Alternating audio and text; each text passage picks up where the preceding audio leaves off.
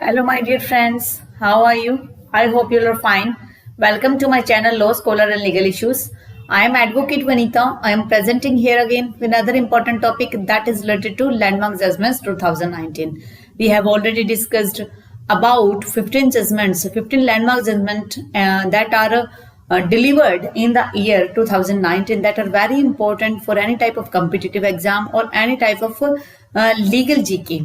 तो आज का हम लेक्चर कंटिन्यू करते हैं। आई होप आपने प्रीवियस लेक्चर्स देख लिए होंगे। अगर आपने प्रीवियस लेक्चर नहीं एंजॉय किया तो आप आज के लेक्चर के साथ साथ प्रीवियस लेक्चर को भी देख लीजिए, जिससे आपके लिए ये तैयारी अच्छे से हो जाए। The first judgment is chief justice of India comes under RTI. कि अब चीफ जस्टिस ऑफ इंडिया वो भी आरटीआई के अंडर माना जाएगा। इनकी चीफ जस्टिस ऑफ इंडिया से रिलेटेड कोई इन्फॉर्मेशन लेनी है तो वो आरटीआई के तहत ली जा सकती है। तो फर्स्ट जजमेंट ये। सेकंड है इसका आज की क्लास का judgment, second judgment Aadhaar card judgment refer to a larger bench. जो आधार कार्ड के रिलेटेड जो जजमेंट हमने 2018 में किया था, कि जजमेंट्स में किया था, उससे रिलेटेड जो है अब क्या किया गया, लार्जर बेंच में भेजा जा चुका है।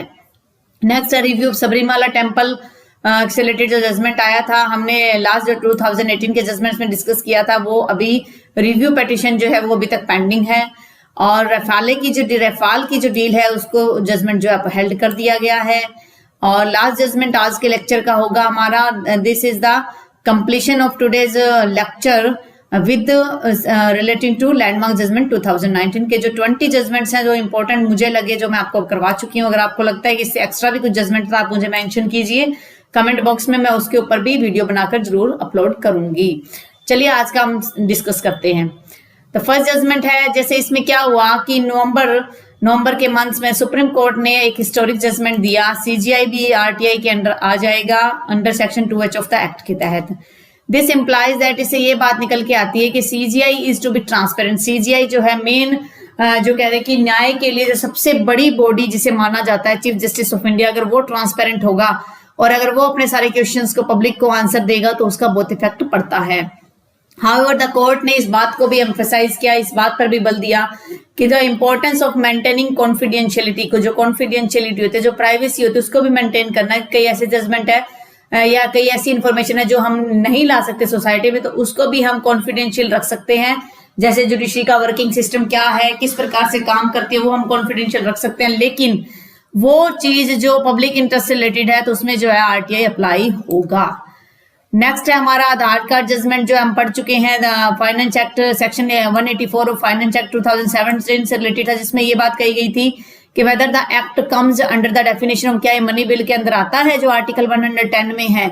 तो सेक्शन 184 को चैलेंज किया गया क्योंकि it gave the power of appointment. ये क्या कर रहा है, ट्राइब्यूनल, अपीलेंट ट्राइब्यूनल और जो अदर अथॉरिटी सेंट्रल गवर्नमेंट की है उनको अपॉइंट करने की जो पावर है वो इसमें मेंशन की गई थी।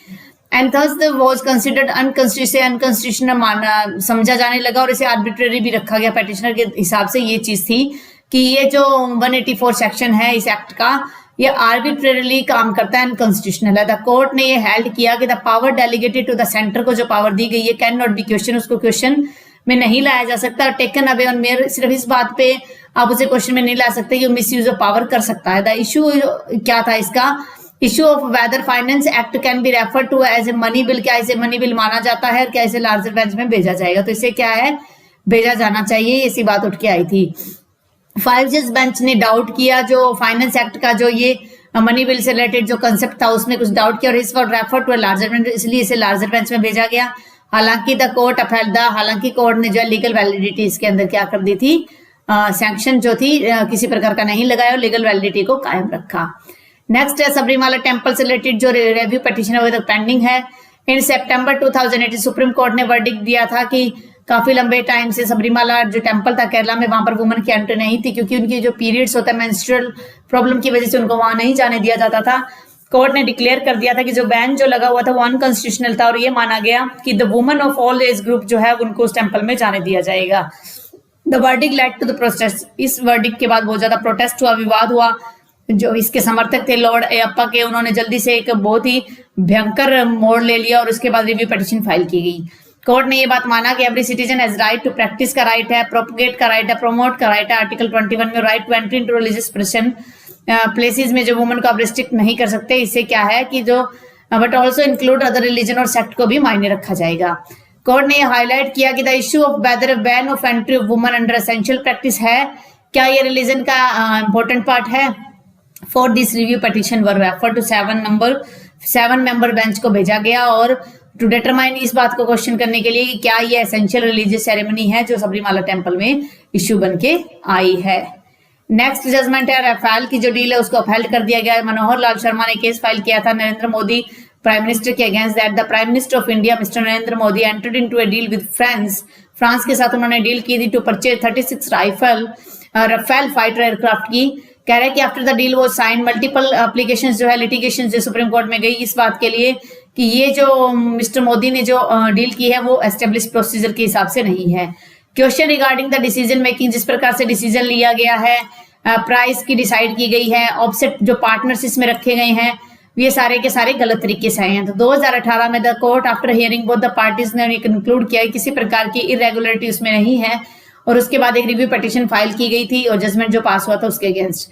दिस ईयर द कोर्ट ने डिसमिस कर दिया रिव्यू पिटीशन और ये बात कहा कि इट हैज लिमिटेड ज्यूरिसडिक्शन है। डिफेंस के जो कॉन्ट्रैक्ट है उसमें कोर्ट की लिमिटेड ज्यूरिसडिक्शन है और जो भी डिफेंडेंट है उसको इस बात पे गिल्टी नहीं ठहराया जा सकता कि उन्होंने अपने पावर का मिसयूज किया। And the Rafale deal upheld after the court dismiss ने रिव्यू पिटीशन कर दिया तो राफेल डील जो है वो सही मानी गई।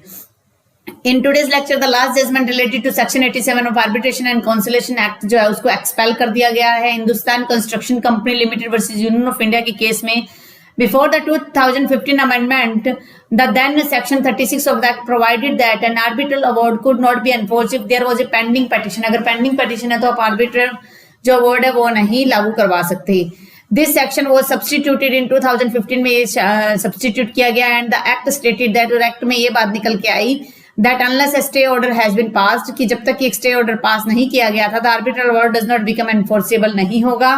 And mayor filing of A petition और एक आप एप्लीकेशन फाइल पिटीशन फाइल कर देते हो उसकी बेस पर ये नहीं कहा जा सकता कि आर्बिट्रल अवार्ड को आप एनफोर्स नहीं करवा सकते।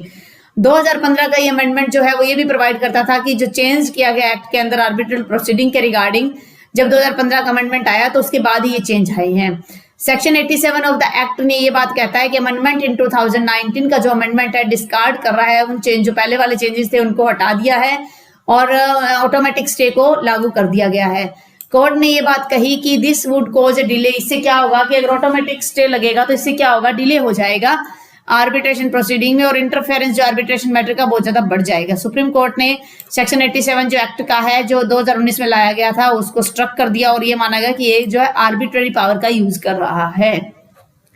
ये आज के इस लेक्चर के साथ ही हमारा 2019 से रिलेटेड जो जजमेंट है उन जजमेंट्स की जो लैंडमार्क जजमेंट मेरे अकॉर्डिंग उनको मैंने आपसे डिस्कस कर लिया। आई होप आपने आज का लेक्चर एंजॉय किया होगा। अगर आपने आज का लेक्चर एंजॉय किया तो आप मेरे वीडियो को लाइक कीजिए। अगर आप मेरे चैनल पे न्यू हो और फर्स्ट टाइम इस वीडियो को देख रहे हो I humbly request you to subscribe my channel और also share to your friends so that they can get benefit from such type of videos and they can get the help from such type videos for any competitive exam। Corona के इस period में आप अपने family members का अपने neighbourhood का ध्यान रखिए। Stay home, stay safe, stay healthy. Thank you for watching. Have a nice day.